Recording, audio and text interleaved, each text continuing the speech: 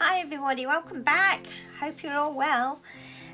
Today's video is about protecting your work while you're working and different ways that you can help yourself. So down here in front of me, I'm going to turn the camera down in a second. I've got a little sketchbook, but obviously you don't seem to fill all the pages up, do you, in one go? Sometimes you want to do a double spread, sometimes you only want to do a single spread. But whenever I've done a single spread, you can guarantee that the next picture that I want to do is a double spread rather than another single spread. But yeah, I end up skipping a page and then end up having to go back to it. So I'm just going to turn the camera down and show you what I mean. So this is what I mean. So I've got my sketchbook here.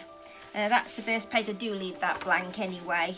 This is a little moleskin sketchbook, because that's like the start, and normally I write the date and do like a little calendar thing, and then at the end I'll do another calendar date here and here showing, or on here showing that, you know, the dates that you started the book and finished it. So here, like, I've got a double page, and then obviously then the next one that I wanted to do was this one. Was a single page, but for some reason I wanted to do it on this side of the book. I just felt comfortable, and I think that that's very important in a sketchbook. You should do that, because I think it's important to work where you want to work. You know, if I didn't feel like I was comfortable working on this page on this particular day, then don't work on it. And then I'd done the same on this page as well. Actually, this page was blank and this page wasn't, so I worked on that one, and I did the same here. For whether it's something to do with like a right-handed thing and that the book is, you know, comfortable underneath you, I'm not sure, but that's what I was doing. And then suddenly I went on and I did a double page. It's kind of weird how the brain thinks. There was another double page, and then this was a single page, and again it was this picture that I did first and not this one. So what I'm saying is, it seems it's common sense really, but so that was the double page, wasn't it? So here's like a single page. So now I can start and go back. So if I'm doing a single picture, I don't want to waste these pages. These books are too expensive, and to me it doesn't matter what order. So I've got an old piece of perspex here, so, and a blank piece of paper, because it can be off-putting if you leave that like that. So I'm going to put down the blank piece of paper, and then I'm just going to put my plastic piece of perspex over the top. It's just a piece of perspex that I found, and then just some bulldog clips just to hold it in place. You've also got to think that if you're going to take this out, you want it to all be secure, don't you, as well? So it is important, and also it's protecting the picture that's underneath, and I'm not being off-put. It looks like it's another blank page. Doesn't matter what size bulldog clips you use.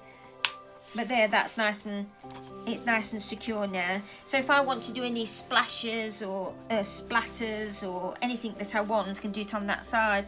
And then I can just fasten this corner down if I want, and I can always move it. And it's nice and secure. You can take that anywhere, and it's not off-putting.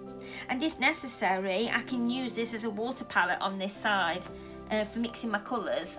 Because with it being watercolour, I can use that, and it's made it like a portable watercolour palette to take with me as well, and I can just mix my colours on it. And then when I get home, if I don't want those colours, I just can wipe it clean.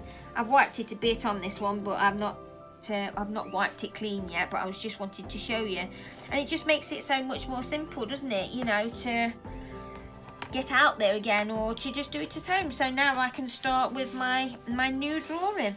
So thought you might like to sort of, just a little tip. I just thought I'd talk to you a little bit about when you're actually drawing.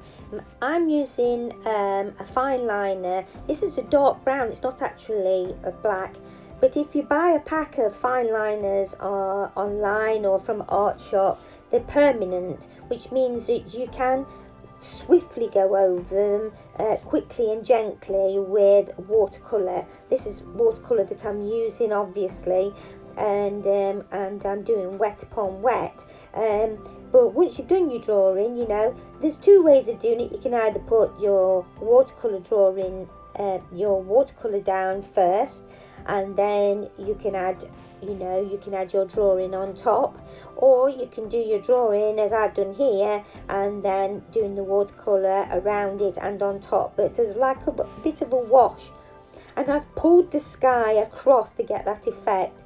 I've got a little tiny I don't know what you call it really, it's like a little set square, but it's a triangle one, and with numbers on and everything, and I use that because it's very, very handy for any straight lines and corners and things, and then I use that also for dragging the paint across rather than using a wedge or you know, or anything else to drag it across. You can drag you could drag the building out into the sky, or the sky across in the front of the building, and it gives a beautiful effect over, but do it while it's all wet. Gives a nice effect because it pulls it across into it, and then you can wipe your little set square and then you can continue on. But yeah, it's really enjoyable to do. But remember, if you buy these permanent markers, that's what you need. If you're doing it the opposite way around and you're doing it where you're using you're doing the paint down first, you can then use a normal ink pen over the top, because it doesn't matter once it's dry, you know, you've got to wait until it dries, and then it won't bleed. But if I try to use my fountain pen now, unless I've got permanent ink in there, it's going to bleed and all smear out. So, and for my splatters on this, I've used Sharpies, and I've splattered that on with Sharpie pens, and some of them with watercolour. So I just thought I'd tell you. So have a go, and going around the edges, the brightest white that I could find that would give it the highlights and everything that I wanted was just pure white gesso. So I've gone round in gesso at the end.